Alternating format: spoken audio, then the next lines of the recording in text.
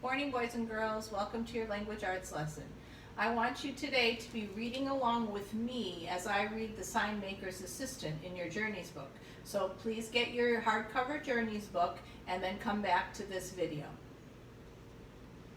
Find page 115. The Sign Maker's Assistant by Ted Arnold. Everyone in the town agreed the old sign maker did the finest work for miles around. Under his brush, ordinary letters became beautiful words, words of wisdom, words of warning, or words that simply said which door to use.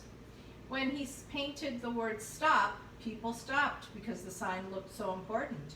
When he painted please keep off the grass, they kept off the grass because the sign was polite and sensible. When he painted good food, they just naturally became hungry. People thanked the sign maker and paid him well. But the kind old man never failed to say, I couldn't have done it without Norman's help. So I can tell that the sign maker is really a polite and nice man because he gave Norman some of the credit too. Norman was the sign maker's assistant. Each day after school, he cut wood, mixed colors, and painted simple signs. Soon I will have a shop of my own, said Norman. Perhaps, answered the sign maker, but not before you clean those brushes.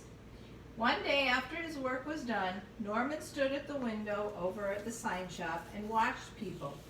They stopped at the stop sign, they entered at the enter sign, and they ate under the good food sign. They do whatever the sign says, said Norman to himself. I wonder. He crept into the shop while the sign maker napped, and with brushes and board, he painted a sign of his own. Wonder what kind of a sign it will be. If I turn to the next page, I see the sign in the school. No school today. Early the next morning, he put the sign up and ran back to his window to watch.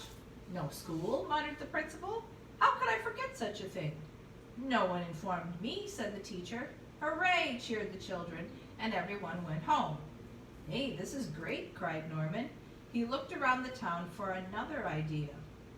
Oh, he said at last, there's something I have always wanted to do. So the people in the town did what the sign said because they thought the sign maker put it up. If I turn to the next page, I see the sign that says open for swimming, and all the children are swimming in the fountain. I bet Norman put that up too. The following day, Norman jumped from the top of the fountain in the park. As he swam, he thought to himself, I can do lots of things with signs. Ideas filled his head. That afternoon, when Norman went to work, the sign maker said, I must drive to the next town and paint a large sign on the storefront. I'll return tomorrow evening, so please lock up the shop tonight. So I can tell that the sign maker has a lot of confidence and respect for Norman because he's letting him lock up the shop.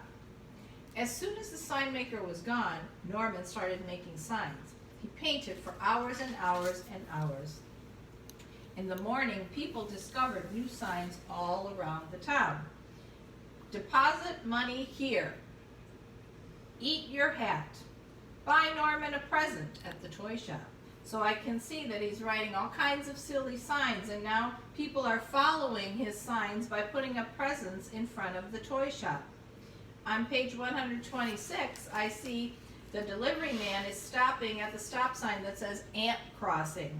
And then on page 127, he covered up the grocery market sign and put up garbage dump. And all the people in the town are putting out their garbage in front of his shop. Norman watched it all and laughed until tears came to his eyes. But soon he saw people becoming angry. The sign maker is playing tricks, they shouted. He has made fools of us. The teacher tore down the No School Today sign. And suddenly, people were tearing down all the signs, not just the new ones, but every sign the sign maker had ever painted. I'm thinking that real trouble is going to start now if they don't have any signs telling them what to do. Then the real trouble started. Without store signs, the shoppers became confused. Without stop signs, drivers didn't know when to stop. Without street signs, firemen became lost. In the evening, when the sign maker returned from his work in the next town, he knew nothing of Norman's tricks. An angry crowd of people met him at the back of the door of his shop and chased him into the woods. That poor sign maker, he doesn't even know what happened yet. As Norman watched, he suddenly realized that without signs and without the sign maker, the town was in danger. "It's all my fault," cried Norman, but no one was listening. Late that night, the sign maker returned and saw a light on in his shop. Norman was feverishly painting. While the town slept and the sign maker watched, Norman put up stop signs, shop signs, street signs, danger signs, welcome signs, in and out signs, large and small signs, new and beautiful signs. He returned all his presents and cleared away the garbage at the grocery store. It was morning when he finished putting up his last sign for the entire town to see. And I can see in the picture, there's his last sign. "Don't blame the sign maker. I tricked you. I'm sorry, Norman." So I can see that Norman feels really bad for his actions. Then Norman packed his things and locked up the shop.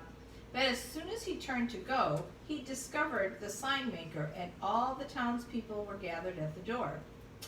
"I know you're angry with me for what I did," said Norman with downcast eyes, "so I'm leaving." "Oh, we were angry all right," answered the school principal, "but we were also fools for obeying such signs without even thinking." You told us that you are sorry," said the sign maker, "and you'd fixed your mistakes. So stay and work hard. One day this shop will be yours." "Perhaps," said Norman, hugging the old man, "but not before I finish cleaning those brushes." So I can see at the end of the story that Norman had remorse for what he did and that he's going to do a fresh start by cleaning those brushes and doing the best he can from now on. Today I want you to read that story again out loud for one of your parents. See you next time.